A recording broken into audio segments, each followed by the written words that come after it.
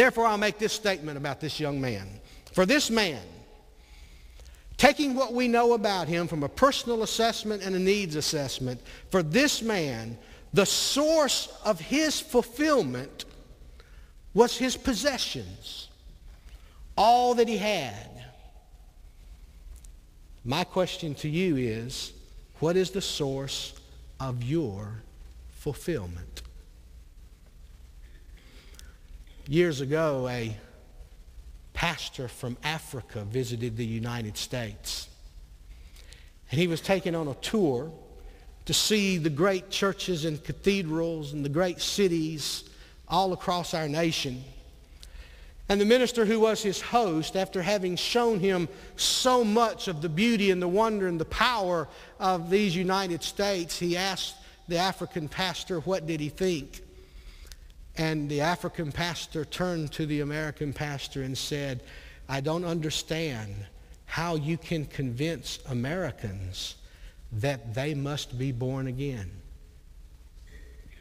Because we have so much, and we draw so much fulfillment from our possessions.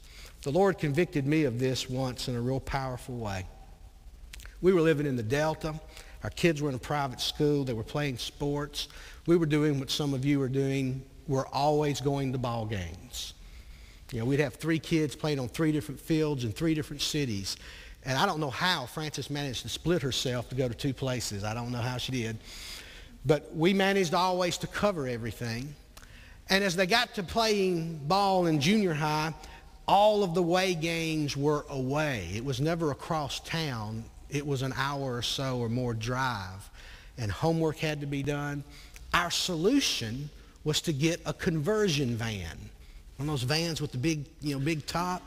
And having young kids, 2 of them were still relatively young, the idea of having a TV and a VCR in there to shut them up on long trips was just absolutely inviting. So we decided, we worked on our budget, and we figured out a way that we could do it, and I started shopping. I want y'all to know, I shopped, I did my homework, I talked to dealers all over from Jackson North. I researched, found out what I thought was going to be the best conversion company, what I thought was going to be the best chassis, which product, until I finally determined exactly what I wanted. Then I found 3 different dealers in 3 different parts of the states that carried what I wanted, and I didn't make any bones about it. I said, now, so-and-so's offering me this much, and so-and-so, I wanted to get the best price I could, and I haggled, and I thought I did wonderful. I bought.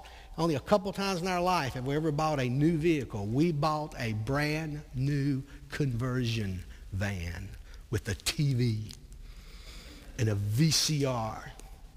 And the kids could sit in their seats and plug in their headphones and listen to whatever they wanted to, and we didn't have to hear it. And when we headed down the road for ball games, you could set it up and they could do their homework because we'd be late getting back that night. And it just worked great for us at that time. Matter of fact, when we moved here 10 years ago, we still had that conversion van, didn't we, Francis? It was kind of beat up by then. And the air conditioning didn't work. Matter of fact, it broke down on the way over here to close on buying a house here. We still had it. Well, we had only had it, I don't know, a month or so. Clinton and Tammy remember it. And Francis went out to crank it one morning to go to school, and it wouldn't crank.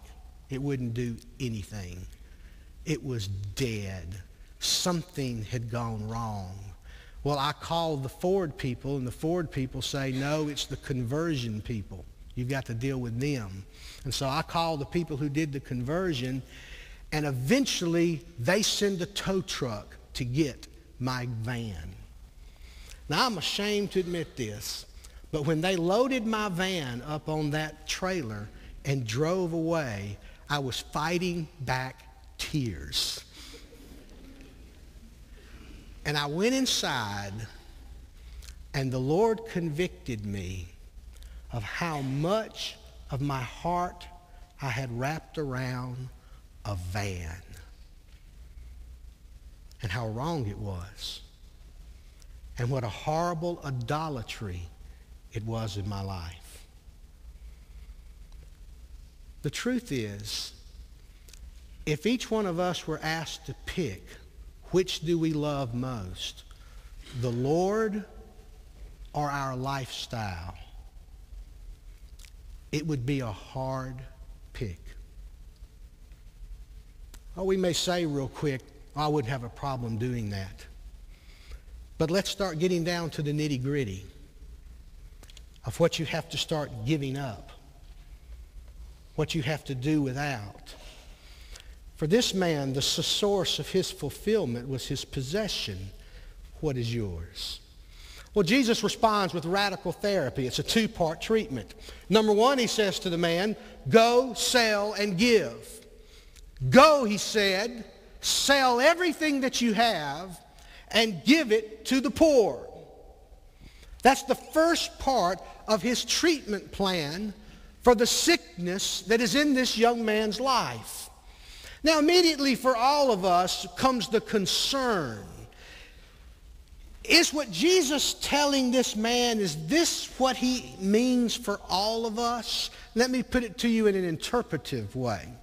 Every passage that teaches us, we have to ask this question of it. Is he giving us a teaching that is to be equally applied to everybody? In other words, is this prescriptive of what he intends for everyone to do? Or is this descriptive? Is this simply a description of this man and his situation and his needs and Christ responding to that situation? Now, if you stop and think about the different commands in the Bible and asking yourself this question, is it prescriptive to everyone or is it descriptive of a specific situation? Then you begin realizing how Christians differ in interpretations with different texts. I believe with all my heart that this is not prescriptive. He's not prescribing that every one of us should go out and sell everything we have and give everything we have to the poor. Hopefully that gives you a sigh of relief. He was speaking to that young man. But then the second part of his therapy, the second part was, come and follow me. The second part of his therapy, however, is prescriptive. And as we look at them together, we reach this conclusion. Whatever you have to do to be able to go and follow him, he calls upon you to do. For this young man, it was to go and sell and give. That's what it was going to take. What's it going to take? You.